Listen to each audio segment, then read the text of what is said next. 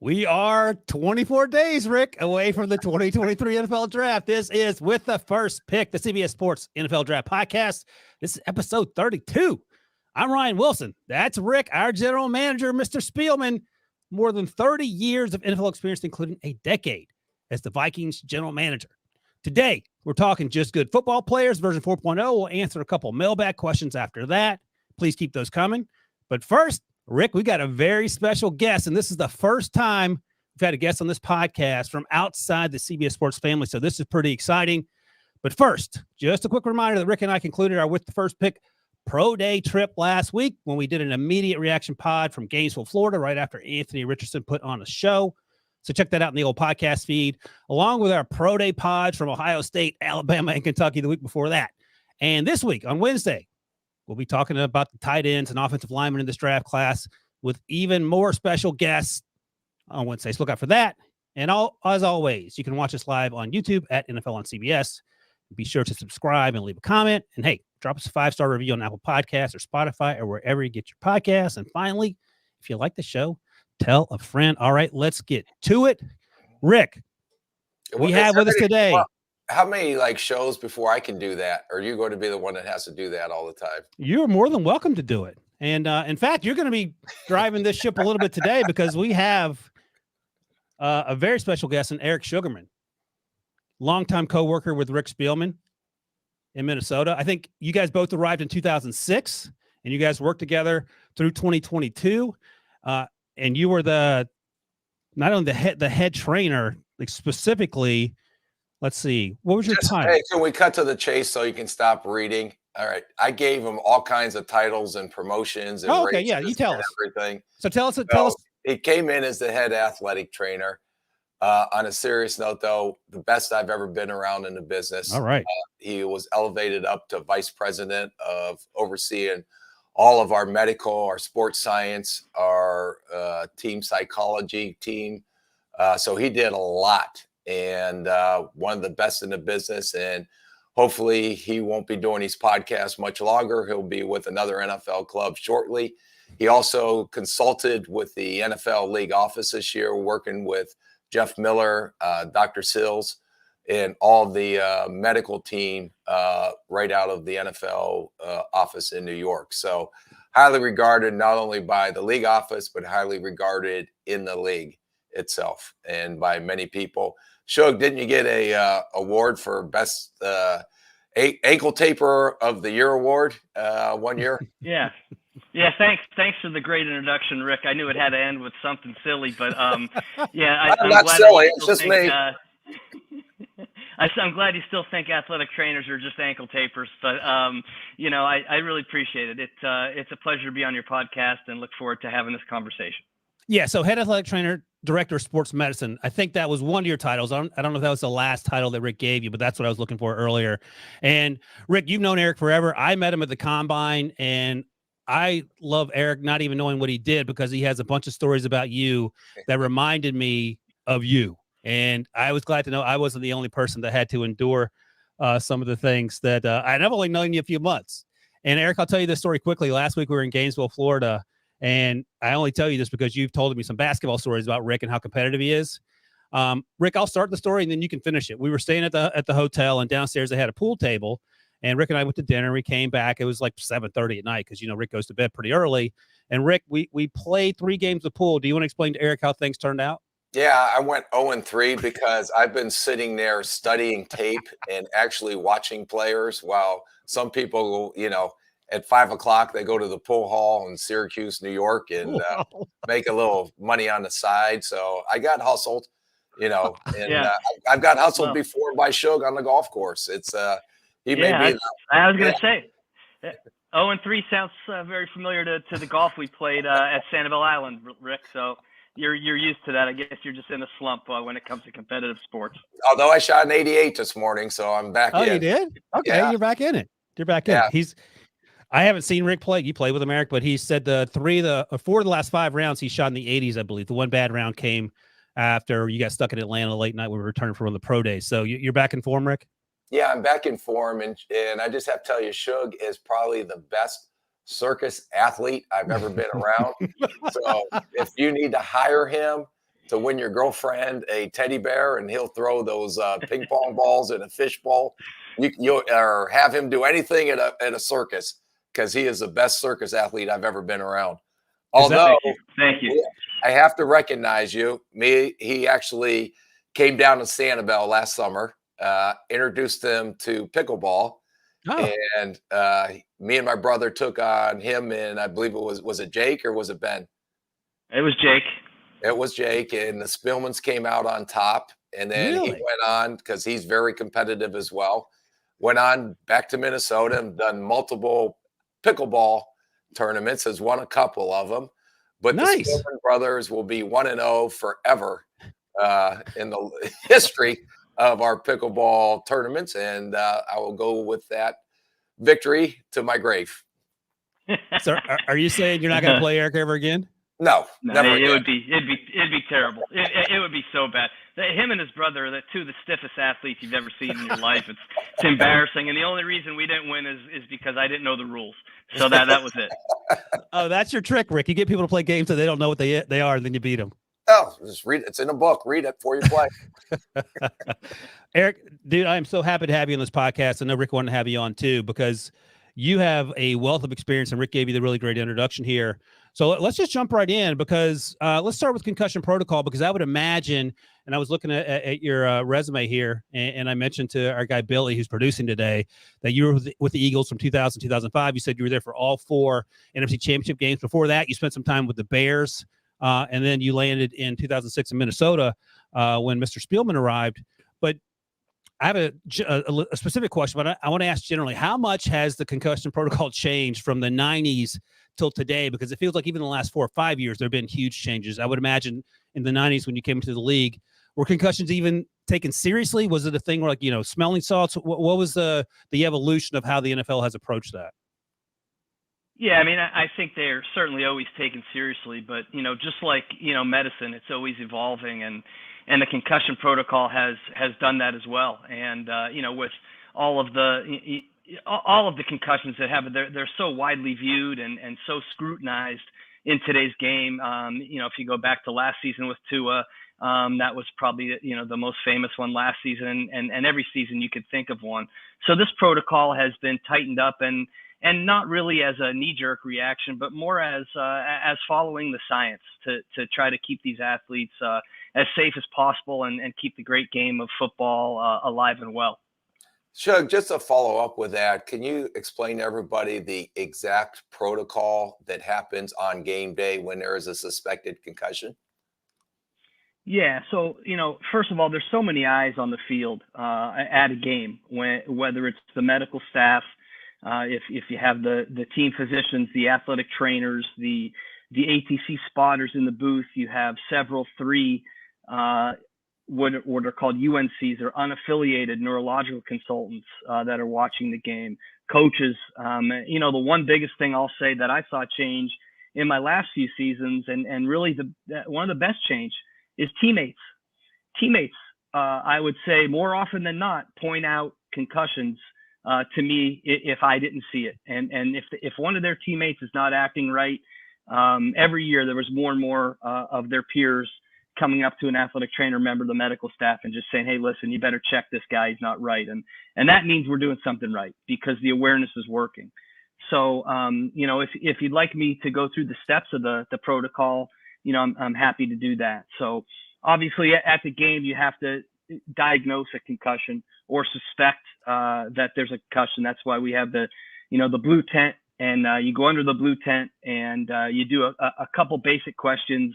It's usually an athletic trainer, a team physician that typically specializes in concussions, and the unaffiliated physician as well. And together you can really relatively quickly decide if that athlete is okay, or if you have any suspicion that the athlete may be concussed. You take them directly into the locker room and take them through a battery of tests. At that point, you either decide it's a go or a no-go.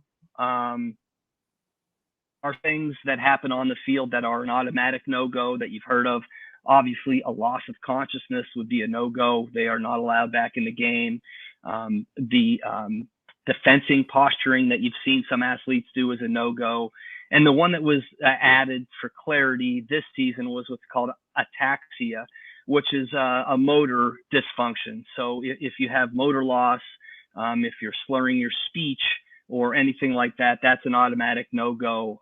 Really amnesia, confusion as well. So any of those things, players out for the game, they enter the protocol and go through these 5 steps, which I'll go through for you quickly. The first step, phase 1, usually the day after the game, you're evaluating the athlete with a team physician. They do rather quickly now see what's the INC, which is an independent neurological consultant. The athletes see the independent doctor while they're symptomatic, typically in day 1 or day 2 after the injury. So in phase 1, the athlete's at what's called relative rest. Now, back in the day, we would put concussed athletes in a dark room and just tell them to not have any stimulation. And we found through science that that's probably not the best treatment. A little bit of activity, a little bit of brain stimulation is usually good as long as they could tolerate it. So we would let them just maybe move their legs on an exercise bike or something like that. We would not let them go to meetings or look at film, try to have them stay off their phone, off the video games during phase 1, and they're still symptomatic. And as long as they're symptomatic, they stay in phase 1. That could be 1 day, it could be 5 days or longer. Once they don't have any symptoms anymore, then they enter phase 2, and it's a 5-phase return to play protocol. So phase 2 now, again, their symptoms are gone, and now they can start doing aerobic activity. So, we put them on the bike, elliptical, jog, whatever it might be, get their heart rate up, get a little sweat going, and have some aerobic activity. Again, they're not allowed to practice at this point.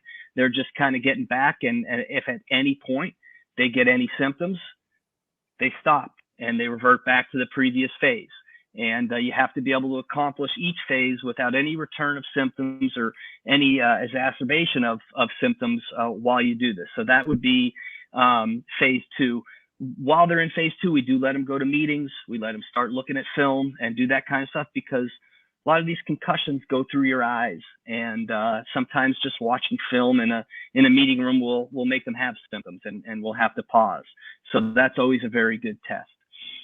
Phase 3 is football-related activities. So not necessarily a full practice. They are allowed to practice non-contact for up to 30 minutes. Usually that would be like an individual period. They could do the walkthrough stuff typically in phase 3, but now they do football-related activities. So whatever you deem that, if it's a lineman, have them get in a stance and come out and just do what they do in their job. They could lift weights.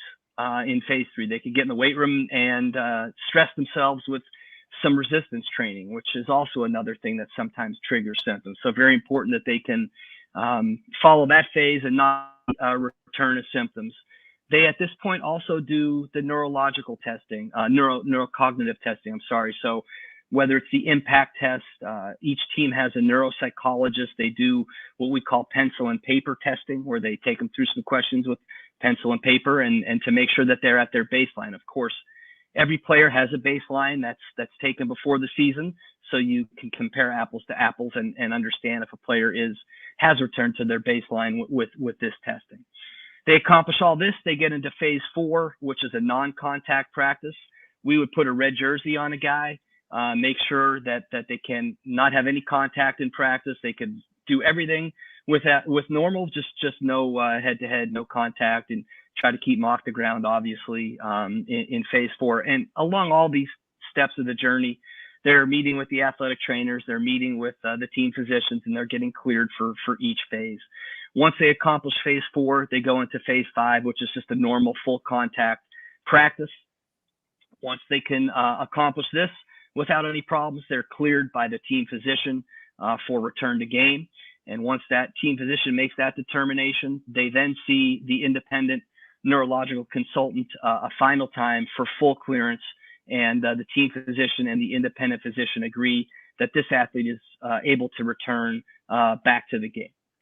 So, Eric, you mentioned teammates doing a better job. An example of that was last year in the Patriots game on the field. Nelson Aguilar made them stop the game because Devontae Parker looked concussed, and they brought him off, and I think he was eventually diagnosed. And historically, we've heard Richard Sherman talk about this early in his career, that he knew he had a concussion. He wasn't telling anyone because he was a day 3 pick, and he was trying to earn a job out there. So there were reasons for secrecy. And you also mentioned the Tua thing last year, because that felt like a turning point, even though we've come pretty far in terms of taking these head injuries, seriously.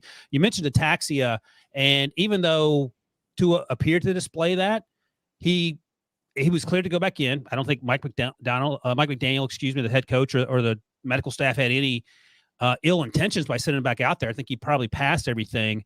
And they later said that he had like back issues, that perhaps had something to do with the ataxia that we saw initially in that week 3 concussion against Buffalo. I don't know if you were watching the game at the time or if you saw the stuff later where he seemed to stumble. I would imagine that would get on your attention, get on your radar. Was there something that went wrong that could have gone better there? Because the NFL and the NFLPA did their investigation and said the Dolphins did everything by the book. And we know later that the rules changed in terms of the concussion protocol, but people seeing it felt like there was something wrong with Tua, but medically he was cleared to go back in. Yeah, Ryan, that's the hard part. These injuries happen all the time, high school, college, whatever it might be. In the NFL, when anything happens, there's 15 cameras at every game. Right. And there's so much scrutiny on everything that happens. And the NFL and the NFLPA did their investigation, and the Miami Dolphins were not at fault. They were proven not at fault.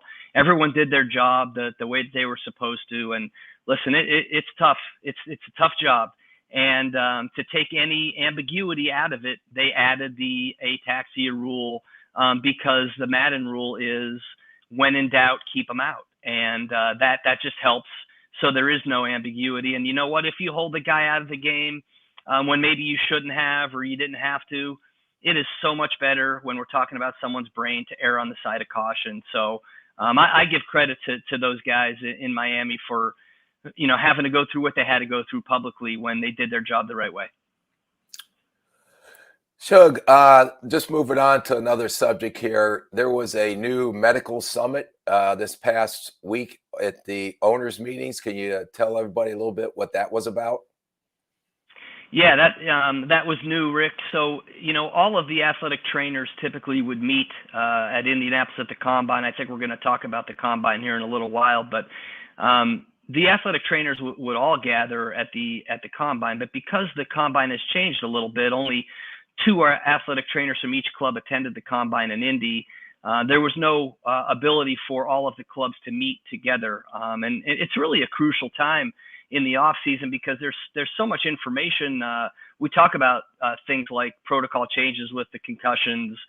We talk about all of the different protocols across the league, all of the different research projects that are going on and different business with a group that's called PFATS, the Professional Football Athletic Trainer Society. And because that wasn't able to happen in Indy, they had the first annual, and it will be an annual medical summit. And this was great. I was able to attend as part of the NFL health and safety group, as well as part of being a PFATS alumni. And really just a great idea. Many great speakers. They had 3 days of meetings. They had a big award show, but 3 days of meetings where it was educational. The NFL presented, Dr. Sills, Megan Carroll, all of those types of people presented to the athletic trainers to keep them up to date with what's going on. And then education, 2 days of education where there was courses like dry needling and things like that to help athletic trainers stay current to help their players. So really see this summit as something that is going to build and become bigger. And, maybe one day the strength coaches will be there in their meetings and the dietitians will be in their meetings and everyone can bring it together in what's, becoming the medical model and all these different practitioners that get together to help these players. Yeah. You talked about all the cameras on the field and all the things that everyone does to stay up to date. And I think it just is reinforced by the fact of how everything went off pretty much flawlessly when Damar Hamlin had his on-field situation, because you go back and read the accounts of all the medical folks that are there, the people that got to him first and made sure they kept him in the best possible situation until the ambulance could get him to the hospital, and all the things it could have been a 200-step process. It felt like all those 200 steps were met within the time frame that needed to happen to make sure that he survived. And I think that's important to remember, because it is frustrating when you see a player get hurt and you think that perhaps things aren't following protocol, when in reality there's just 4,000 different variables that have to happen. And I think it's important to reinforce that this happens all year long. We know what the players do in terms of the pre-draft process and the Senior Bowl and the Shrine Bowl and the Combine and the Pro Days, because that's televised. All this other stuff behind the scenes isn't televised. And before we move on, I have a question from the Peanut Gallery. Producer Billy. And I mentioned Eric, he's a Eagles fan, and he had a question for how in the world did Terrell Owens play after he broke his ankle in that Super Bowl? I had to look it up quickly. So he broke his ankle 7 weeks before. Rick, do you remember who broke his ankle? No, I do not. I think it was Roy Williams with the horse collar tackle. Is that right? It was. Yes, it was. And then they had to ban that tackle, because that was the only way that Roy Williams would tackle people, because he was so slow. Hopefully Roy Williams doesn't listen to this podcast. But that's the truth. But so 7 weeks, he broke his ankle. He tore a ligament in his ankle, and he showed up in the Super Bowl, and he played 62 of 72 snaps. He caught 9 passes for 122 yards in a game that T.O. single-handedly tried to drag the Eagles to that Super Bowl victory. Can you give us any insight into what happened over those 7 weeks where he went from broken leg, I think it was high ankle sprain maybe, to playing in the Super Bowl? Yeah, incredible. T.O., I think, gets a bad rap. I think he's an incredible person. And I had the pleasure of being part of the medical team to help him get better for that Super Bowl. I can't take credit. Rick Burkholder, the current head athletic trainer for the Kansas City Chiefs, was the head athletic trainer for the Philadelphia Eagles, and one of my best friends in the world. And he allowed me to do some of the rehab with T.O., and it was remarkable. Along your career, 25 seasons in the NFL, I've been really fortunate to have a few what I call genetic freaks. Terrell Owens was one, Brian Dawkins was one, Adrian Peterson was one, and I could go on and on. But these guys are just different. And T.O. was bent on playing in that Super Bowl. And I remember, I could talk about it and the podcast would be over, but I'd give the quick summary. I do remember how hard that kid worked. Take your time. This is great. Oh, he'll go on forever. Go ahead, Joe. Give a quick summary. I got 25 more questions to get through in 10 minutes. Oh, stop it. I have to give him credit for, it's one of the first times I've ever seen someone work that hard at rehab, just day and night to get better and to be determined to do it. And it was very chaotic as we got to the Super Bowl. The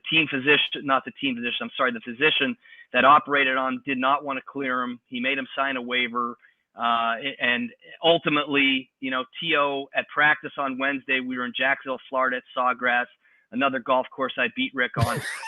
It was, it just was, he looked terrible on Wednesday. And I remember Rick telling me, well, no, Rick wasn't there, thank God. But T.O. looked terrible.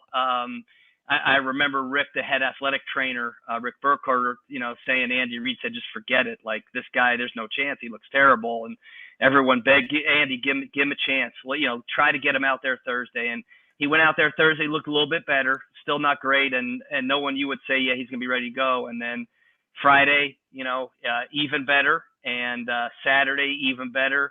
And if we would have been fortunate enough to win that game, T.O. would have been the MVP of the Super Bowl by far. And just a remarkable effort by him. And I remember they took the screw out of his ankle. They thought the screw was going to snap, which was one of the possible complications. They thought it would snap, and it didn't. They took the screw out. It was perfectly straight, and he had a necklace made out of it. So I'm sure he still has it. But what a great guy, and what a great effort. One of the first best efforts I've ever seen an athlete make to be determined to play in a game that he really wanted to play in. Rick, that's a guy that's going to play in a bowl game no matter what. Yeah, no, throw the ball out there, see if they'll go out and compete. That one will compete, as will Adrian compete. Yeah. Hey, Shug, I just wanted to touch quickly, too, on we talked about how important the concussion protocol is now and player health and safety, but we don't talk enough about the mental health and how that protocol has been put in place and how big an impact that has had on teams in the NFL. Yeah, I agree, Rick. There's a mental health and wellness committee that was established years ago, and from that came a lot of changes and rules.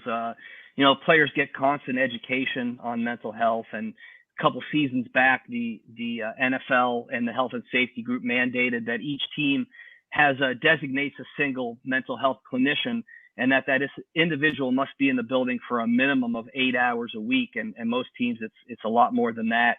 And that's for many reasons. It's for availability, it's for visibility, it's for comfort, so that the player sees this physician around.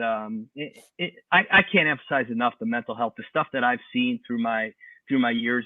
Everyone that watches the NFL games on Sunday sees these big, tough NFL gritty football players, but you have to understand on the other days of the week, on Monday through Saturday, these guys are people like you and I and people that listen to your podcast. They have life issues, whether it's stuff with their spouse or their friends or their parents or themselves, and these big tough guys, they need help too. And I think that's what's changing is they're asking for help, some of these guys, and it's just more and more aware every year. The education is forced on these guys so that they understand it is okay to ask for help. And another thing that gets overlooked, Rick, is the guys that get placed on injured reserve.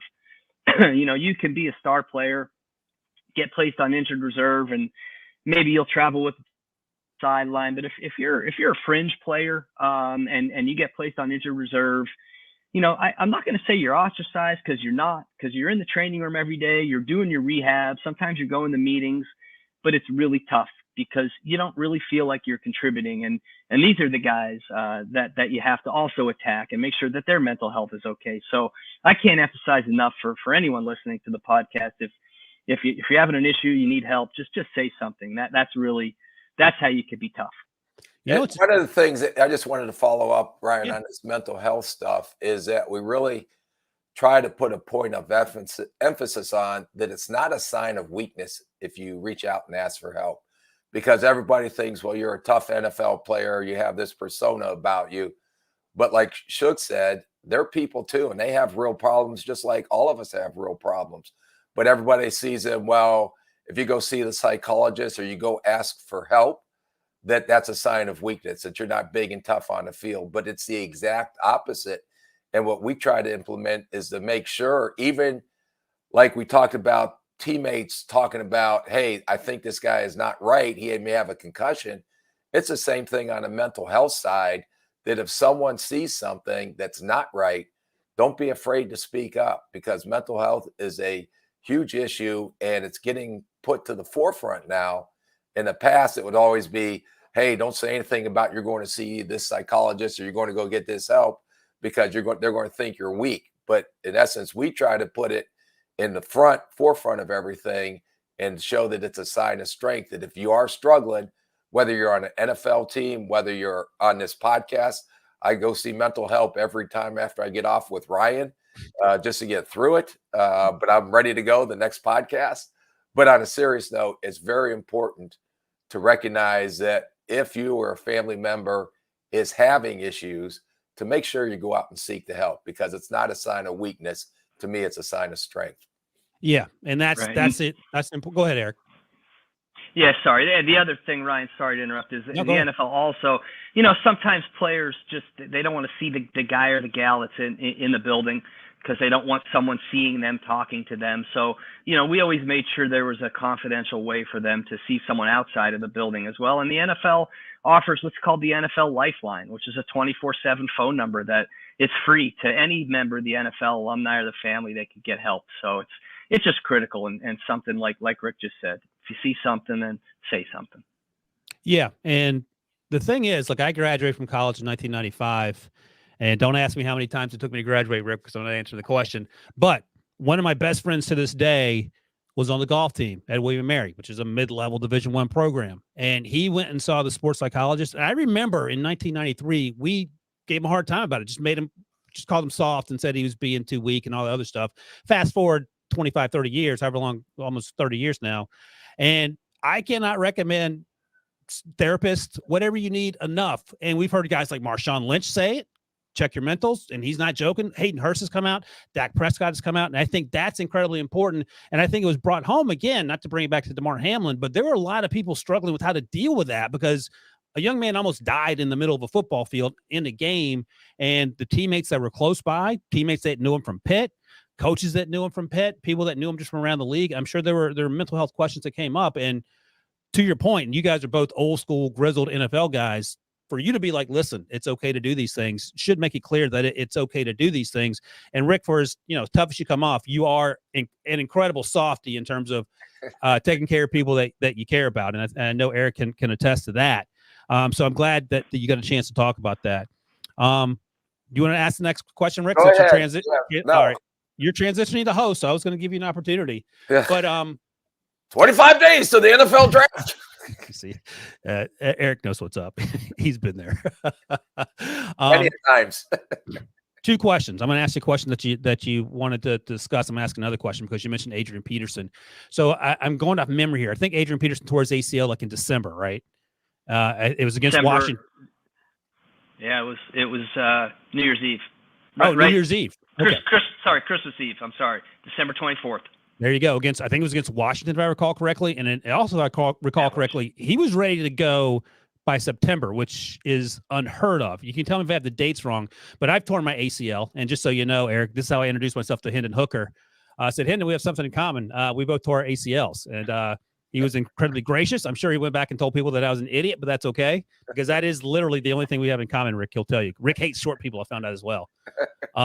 But just tell me how miraculous it is. And you talked about the level of athlete and TO and Adrian Peterson to go from tearing your ACL the night before Christmas, having the surgery, and medicine's changed a lot in terms of how you deal with those ACL injuries in the last decade, 12 years, however long it's been, to being ready to go. Because you talked about no one worked harder in terms of rehab than TO, but it doesn't matter when you're having your ACL reconstructed, how hard you try to do the physical therapy. You have to wait for your body to make that all whole again. So how remarkable is it that AP was ready to go by the time the season rolled around?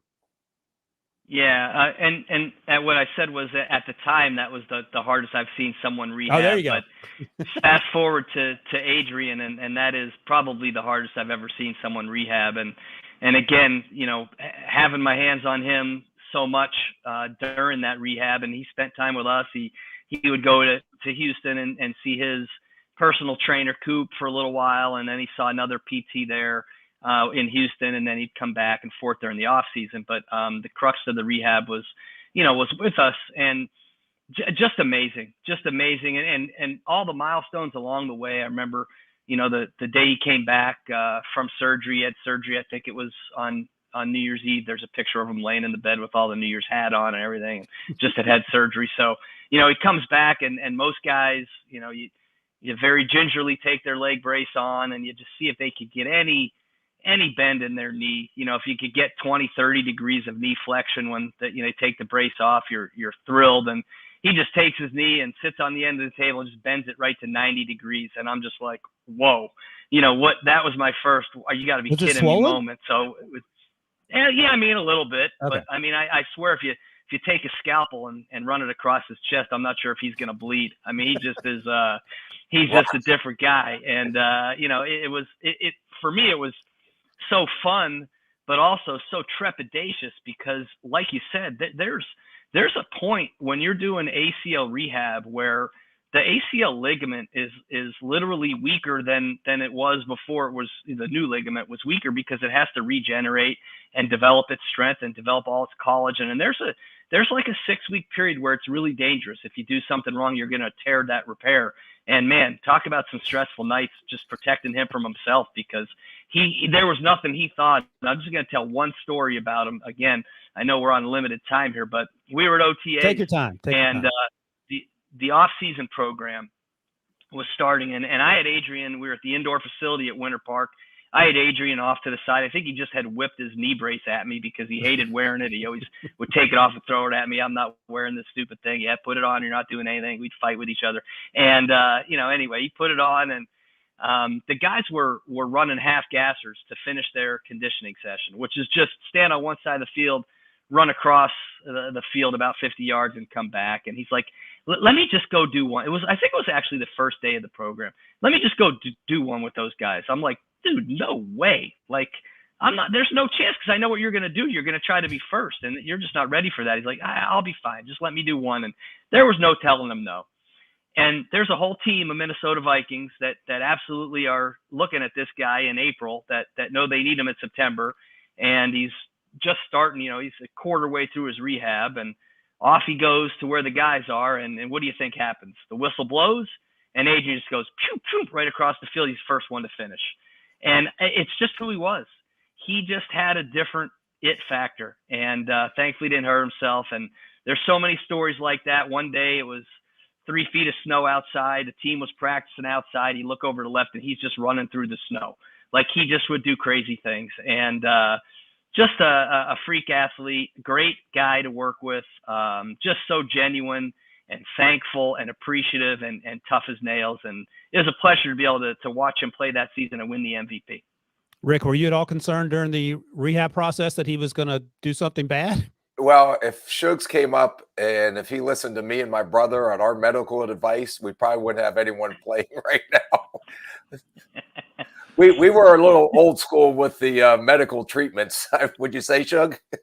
Yeah, we'd had some phone calls with Rick's brother, and he was. I got a lot of free advice, and just be thankful. I'm not sure we ever would have won a game if I listened to those guys. All right, I think that story is amazing. That one and the T.O. story are great, but let's talk about quickly the evolution of sports science and data analysis, because that has changed a lot. It came into baseball back with Bill James and the Bill James method and all that came out of that, Billy Beane and the A's and Moneyball and so on and so forth. But football is a little more difficult to sort of variabilize, to make up a word, because there are 22 players doing different things on every single play, and it's not just 9 players on a baseball field. And can you, because I know Rick has talked before on the podcast about how he just came to discover through the analytics department that social maturity was a surprising measure of how good an NFL a player might be as a wide receiver. Is that right, Rick? Yes. Yeah, that was one of the telltale signs that analytics find out. Yeah. So what are you able to do medically that you've learned from sports science and data analytics, whether it's a body type that in college that maybe translates to the NFL that isn't well known, or injury history obviously probably plays some role? Are there things that have helped you focus what you're looking for when you're trying to find these players? Yeah, I mean, the first thing is really, to me, is common sense, is injury history. Yeah. If a guy was hurt 13 times in college, if you think he's going to walk in your door and never get hurt, you're crazy, because injury history is really a telltale sign to me. But as far as sports science and the evolution, it's been incredible. And it's growing and growing as we sit here and talk. All the things that are tracked and measured, every player now wears a sensor in their shirt that's under their shoulder pads or their jersey if they don't have pads on that day. And every training session is tracked. You could look at workload, speed, all these different things. The guys have sensors in their shoulder pads, they're in their cleats, they're in their helmets. I mean, there's not a lot that you aren't going to be able to find out about a player in today's NFL as far as sports science. But in my role as an athletic trainer, we use these for return to play. And, we know, for instance, what top speed does player X get in a game? What top speed does he normally get at a practice? What's his total distance covered on a Wednesday practice or during, a week? And we would try to, hit that number as we decided if this player was ready to return to play or return to practice. Try to get them as close as possible. So these tools are invaluable. You have things now that are force plates. You could jump on a force plate, see if a guy has an asymmetry right to left side. There's a device called a Nord board, which measures hamstring strength, and you can see if a guy has a big deficit, they're more prone to have a hamstring injury. And the list goes on and on. So it's really, 32 clubs, 32 ways to do business. But really, you have so many tools at your disposal. Sometimes it's paralysis by analysis. Sometimes you have to go back to the old school and use your eyes, because your eyes don't lie. But some of these things are really incredible. And, now we are developing what's called the digital athlete, where all of these things will be migrated into one platform, and really just incredible. And it's all about injury prevention, max performance, and making these guys be the best that they can be. Do you think that has prevented injuries or lowered injuries? Oh, without a doubt, especially the teams that use it and use it the way it's meant to be used. Again, 32 different ways, and I can't speak to all the teams, but I can only speak to what we've done and what I've seen. But if teams are using it right, it will prevent injuries, because you can track, when do your injuries occur? Do they occur after 90 minutes of practice? Do they occur when you do 3 padded practices training camp, or whatever it might be? There are some real trends if you look at the science and you look at the numbers and compare your team to another, to get benefit, to decrease lower extremity injuries, which are some of the most time consuming. Hamstring injuries and ACLs, some of the most largest time loss injuries we see in the league. Would you say that the soft tissue injuries, most of them occur during training camp? Not really. I mean, you see a big spike in soft tissue injuries once we get to after the period where you get acclimated. You do see a spike in soft tissue injuries, but they're all year long. And they come for various reasons: dehydration, fatigue, asymmetries, whatever it might be. So yes, you see a lot of them during training camp, but they do happen all year long. So, Eric, when you're at the combine, what are you looking for? Actually, I guess what's your role? Because Rick has mentioned to me in general terms about how all the doctors are in one room when the players come through during the medical part of the combine. I would imagine you're there too. Are you hands-on, like checking knees, shoulders, or what are you looking for? What's your role, and how do you help in the evaluation process once you guys get back to the meetings, the draft meetings, back when you get in the building? Yeah, so if I can really quick, Ryan, give a quick history of the combine. I know Yeah, Rick, take your time. Rick as a scout and general manager, thinks that the combine was invented for him so that he could watch guys run 40s. Like, if a guy, he's terrible in the 12 games he plays in college, but he runs a fast 40, so now we're going to pick him in the first round. That's how Rick did things. But it's crazy. The combine, what does the combine stand for? It's the word combined. And in 1982, in 3 cities across our country, Tampa Bay, Philadelphia, I don't know the third one. Arizona, I believe. Okay, Arizona. Teams got together to do combined physical exams, because prior to 1982, teams would just bring in players on their own and just do a physical, so they had some medical knowledge. In 1983, it was still the same. In 1984, it went to New Orleans. 1985, it went to Arizona. 1986, back to New Orleans. And then in 1987, the combine became the combine as we know it in Indianapolis, where, again, the intention of this exercise was to gather medical information on draft prospects. Now, from that, this evolved to testing, 40s, bench press, all the other measurables that people like Rick love to look at when they are getting ready for a draft. In 2003, the NFL Network was established. And in 2004, in February, was the first time the combine was shown on TV. And from there, it has evolved into what we see made for TV, over 30 hours of coverage. You could see everything on the combine. So what you don't see is the most important part of the combine is what happens underneath the bowels of the stadium. And that is what I did for 25 years. And that was the combined physicals. So again, this has evolved as well through the years. Typically, in summary, what happens is an athlete comes in the night before. They sit down with a medical provider. They do a health history. Now, we as athletic trainers shared information and have medical histories on these players before we even see them in Indianapolis. So we know if a guy had an ACL or whatever, and we could have a game plan for that athlete before they even get there. So they do an intake report with an athletic trainer, healthcare provider, and just go through their medical history. Some guys maybe aren't forthright, and some guys may be instructed not to talk about any injuries.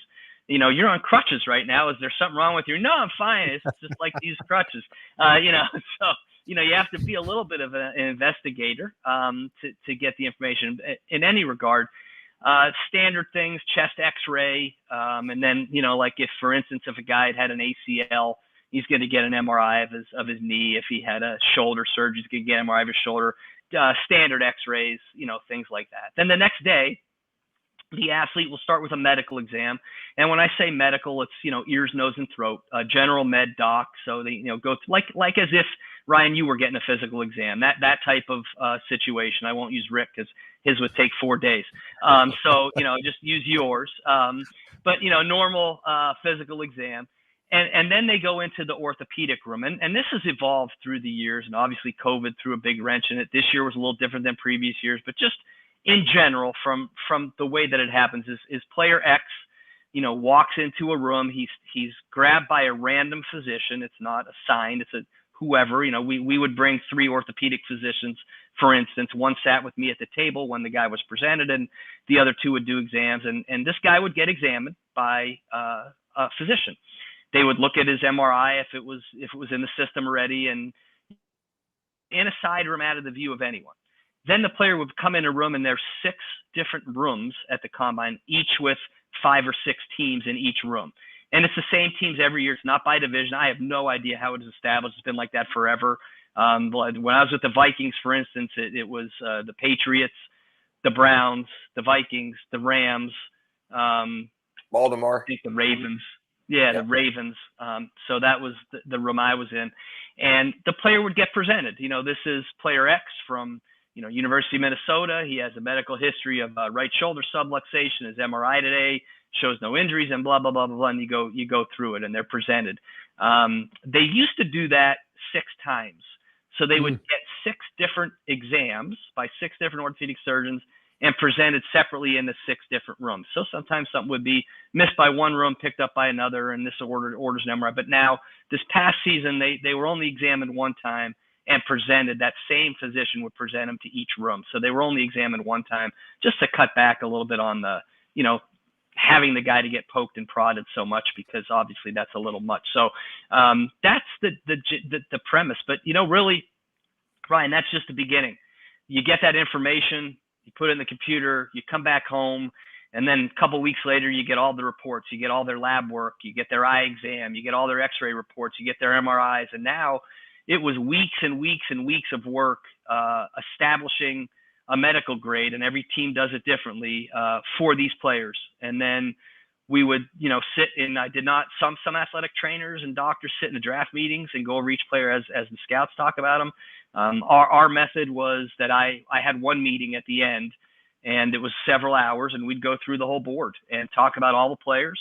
And then Rick and I would separately go over the sideboard, just, him and I, usually 1 or 2 of my coworkers. So it was a really interesting process. I really enjoyed it.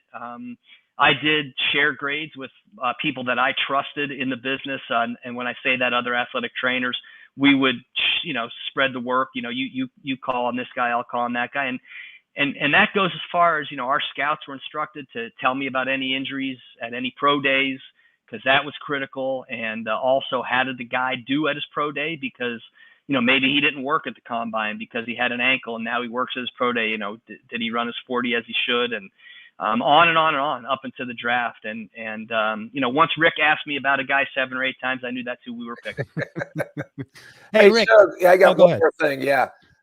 Without naming names, what is probably the most bizarre thing that you've seen come through there in your 25 years, if you can recall anything? Go ahead, Brian. I was going to say, feel free to name names if you want to call somebody out too. Go ahead. Yeah, no, I won't name names. I mean, just a couple. I mean, listen, we've diagnosed with guys with cancer, with leukemia. There's been lives saved at the combine. Bizarre things, gunshot wounds, bullets still in people's bodies and things like that. I don't think of anything like crazily bizarre. I'm trying to think right now. Nothing crazy comes to mind. It's the bad stuff that comes to mind. But, the other thing just of interest is, on draft day, it was always interesting because there really, for me, there was really no stress on draft day because all the work was done. the guys that were medical red dots were, Rick always called me the dream killer. Anytime I walked in the room and all the scouts were in there, they'd say, "Oh, here comes the dream killer," and I think Coach Zimmer called me Dr. Death. I had a lot of nicknames in that time. I don't know what they called me when I wasn't in there, but I don't care. But that said, like, I remember a player, again, without mentioning names, that was a highly touted player that a lot of people in our draft room really liked this player. And he was first round talent, and they liked him, but he was really injured.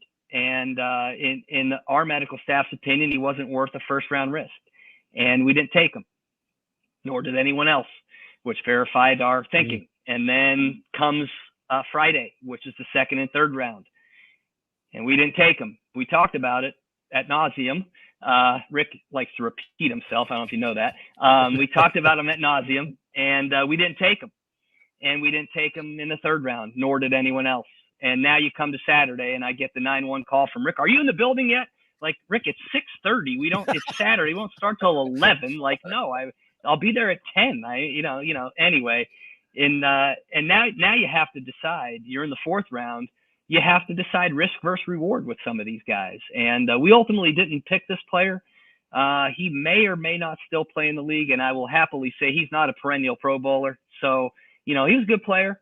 And my biggest fear was his rookie year that he'd have a touchdown against us, whether it was an offensive or defensive touchdown. I'm not going to say, but he didn't. But I heard about it. So, it's really interesting process. I really enjoyed the combine and the draft and all that. It's amazing. And Ryan, we hit to sit here and do all these mocks, and I get to criticize your mocks. But I do respect all the hard work that you put into They make them say that, Eric, which is nice. But what people don't realize is if guys are falling in the draft or guys that are, okay, he was mocked in the second round, yet this guy continues to fall. A lot of times it might not be what you saw on tape. It might be what Shug just described. It was a medical flunk or a fail that we wouldn't want to bring into our organization, or something from a character standpoint that we dug up. But the public will never know that. And the public will never know the information that the team knows. So when you do see guys slide in the draft, a lot of it will have to do not with what his ability is and what you evaluated on tape, as much as all these medicals and background checks and everything we do that will slide guys. But I do remember I'd like to put Shugs on the spot. So if we take this guy, Shug, how long is his career going to last? Yeah, I'd get that a lot. And it was, what I learned was, Ryan, is just consistency. If you're just consistent, which I tried to be through the 16 years with the team docs, just be consistent, and you're going to hit most of the time. You're not always going to hit, but just be consistent. And two other quick things just that are on my brain is you'll see the same teams take the red dot guys, and I won't mention those teams, but we did see trends of, those teams just take risks. Some teams like to take risks more than others, whether it's character or medical. It's just really interesting. And the other thing is just, Rick's ability the most impressive thing to me was certainly not Rick's draft picks, but was the ability that and this will be the last time he'll be on the show. was really just the knowledge of the room, the knowledge of Rick and his staff of when a team is getting ready to pick, who they're going to pick, or at least what position they're going to pick. And just the knowledge before the draft that these guys had was just amazing to me. Their ability to know and predict what other teams were going to do was really remarkable, and just goes to the credit of everyone that's in that room that does that job. It's this is not a dartboard where you throw darts and just hope. I mean, it's pretty interesting, and I'm sure most teams are like that, but really impressive the work that all these scouts and people do throughout the league. And I'll tell you a quick story, Ryan, is that when analytics took all what we called red dotted medical people, which means they flunked our physical, no matter if they were a first round talent and it's in the seventh round, we're not going to grab them. Or if they were a red dot character, that was something that we also had a lot of discussion on. But if they had the combination of both, red dot medical and red dot character, and there were probably close to 50 to 60 of those guys that had the daily double. Not one of those guys ever made it in the NFL, regardless of when they were drafted. And so what Shugs was talking about too, medical is a little bit subjective. You could look at the MRIs, you can look at the medical history, you can look at the guys, toenails, if they're growing crooked or not, but get their time on the chopping block up there to give their opinion as well. And it's not 100% either, but it's pretty good sure that if they say that he's not going to be able to play, or you take him in the first round and you are signed to a 5-year contract, he may not see 3 years of that. And pretty much that was dead on. And anytime that I knew making those decisions, if Shug and his medical staff, because I trusted them and they were the best in the business, and it proved through the analytics as well, we never overruled, or I never overruled what Shug said. Oh, really? I was going to ask you about that. I would never overrule a medical. I don't think Shug, okay. ever in our time together did I ever overrule you. No, we'd have some good discussions, but there was never, we would have some repetitive discussions to make sure. But he never did. No, we never took a red dot medical guy. There never was a trying to talk me in. Well, there probably was a few times trying to talk me into it, but we steadfast on that. And, that's appreciated. That's respect to the doctors and to the process. Look at you, Rick. I like that. I was going to ask you exactly that, because you and Eric out of work have competitive juices that get the best of both of you. And I was wondering if you ever got after Eric and he had to say, listen, we're not doing this no matter how bad you want to do it. No, because it never got contentious. We can have, and I'll ask 100 times just because I'm a rep guy that needs 100 times to hear it just to make sure, so it gets ingrained in my skull. So when it was draft day and Shugs was in there and it was a medical red dot, there was no discussions. Okay. It was all done. The draft board was final and we were just going to go.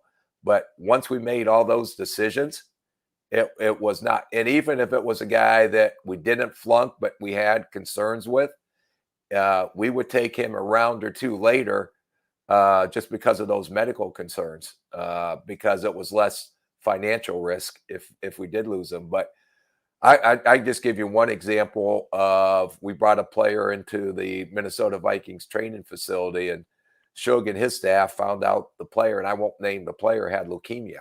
The kid didn't even know he had it. Probably saved his life. Right. So there is so much that go on behind the scenes that the public does not see. And in that case, and that person went on to be very successful in his career that he's doing right now.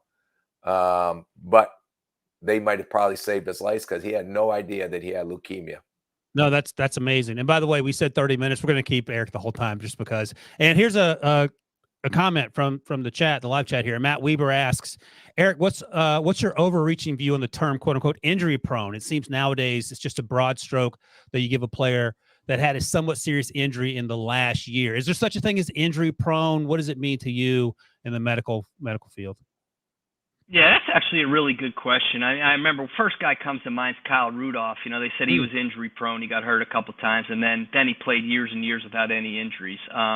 Is it such a thing?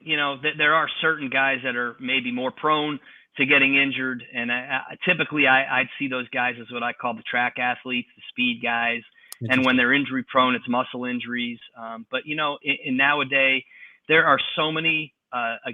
So many things with sports science, so many recovery tools, so many things you could do with your diet that really no one should be injury prone anymore. And if they are injury prone, they're probably not going to make it to this level. So I don't use that term. I don't think it's a thing. I think it could be fixed. Maybe guys have bad luck. You got an offensive lineman that's engaged with the defensive lineman, and another guy up on him and breaks his ankle. Is he injury prone, or is he just unlucky? He's probably unlucky. So that's I'm not going to buy the term injury prone.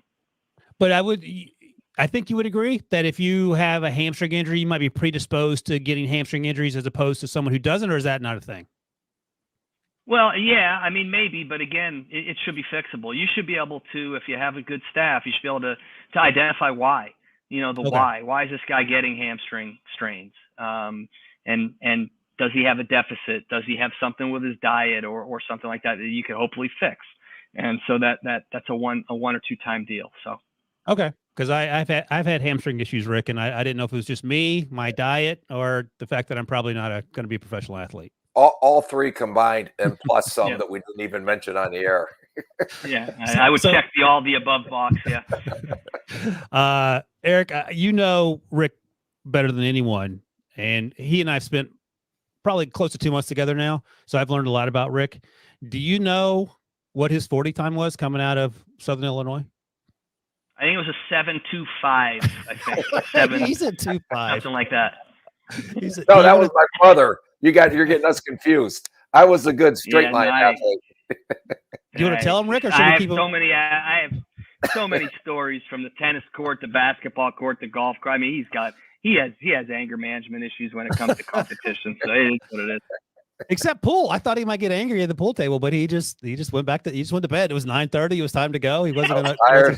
9:30. I got to get to bed. I got to carry the show tomorrow at the pro day of Florida. It just never ends. I will say, and you touched on this, Eric, Rick doesn't like it when you say nice things about him, but he has been incredibly gracious to me over our time together. He has done so much at the pro days, at every single pro day, Ohio State, Alabama, Kentucky, Florida, got us into the team room. And we're at the 1 hour mark, and that's the end of the podcast today. 25 days until the NFL draft. And Ryan, I appreciate all the hard work you put into this and all your mock drafts and your evaluations. It's incredible to sit there and watch you work.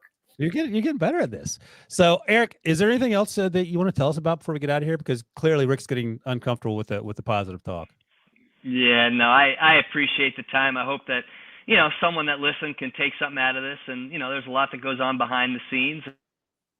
And it's been a pleasure to be part of the NFL for 25 years and hopefully a few more here soon.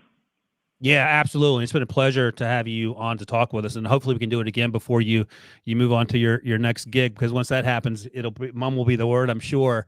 But Rick wanted to have you on. I wanted to have you on. It was great to meet you. He didn't really want to have you on. He goes, "Why does an athletic trader come on? What do we want to get out of it?" Rick, I knew the moment that I met Eric at the combine that I wanted to talk more with him because of the stories he has about you and the shared experiences. Yeah, thank God Pete's not on this podcast, or they'd still be going. Can we do one with Pete and we'll just mute Rick and we can just tell stories about Rick? That'd be great. Yes, that will be the next podcast, 100%. Because once you meet Pete, you don't forget Pete Prisco. Yeah. But yeah, no, Eric, seriously, thank you so much. This was incredibly informative. I loved all the stories. Love hearing you talk about your time with Rick. And Rick, do you want to say anything nice to Eric before we go? No. Okay. Thank you. That sounds about right. Appreciate it. So listen, I'm glad we had Eric for the whole hour. So we didn't talk about the mailbag. We'll do that in a future episode. We'll do the Just Good Football Players in a future episode. So Rick, we don't have to worry about that. Our guy Billy is going to stick in the commercials that we didn't get to because we talked the whole time. But thanks everyone for watching and for listening. On Wednesday, we might have a couple more guests to talk to you, Rick. I didn't tell you about that, so that'll be something to look forward to. We're going to talk. Great. I don't have to talk. I just sit here and listen the whole time. You sit there and you're eye candy. So that's something you can that's see and work do. on. And I think we're talking wide receivers and offensive linemen. Then we'll do a mock draft on Thursday. So we'll come back for those shows. In the meantime, thank you, Eric. Thank you, Rick. Thank you, Billy, for producing. And we'll see you guys on Wednesday.